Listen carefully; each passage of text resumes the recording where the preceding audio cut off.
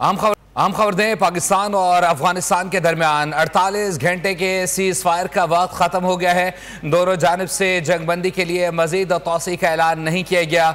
2 रोज़ कबल पाकिस्तान ने अफगानिस्तान की दरख्वास्त पर 48 घंटे के लिए सीज फायर का ऐलान किया था। तर्जुमान दफ्तर खारजा के मुताबिक हुकूमत पाकिस्तान सूरत हाल का जायजा ले रही है। 2 रोज़ कबल जब अफगानिस्तान की जानिब से पाकिस्तान पर हमला किया गया था, पाकिस्तान की जानिब से भरपूर जवाब देने के बाद अफगानिस्तान की जानिब से रिक्वेस्ट की गई थी सीज फायर की, जिसे पाकिस्तान ने कबूल किया था। 48 घंटे की ये सीज फायर का वक्त था, जो कि 6 बजते ही खत्म हो गया है। 48 घंटे का वक्त अब खत्म हो चुका है। दोनों जानिब से जंगबंदी के लिए मजीद तोसी का ऐलान नहीं किया गया। 2 रोज कबल पाकिस्तान ने अफगानिस्तान की दरख्वास्त पर 48 घंटे के लिए सीज फायर का ऐलान किया था। तर्जुमान दफ्तर खारजा के मुताबिक हुकूमत पाकिस्तान सूरत हाल का जायजा ले रही है।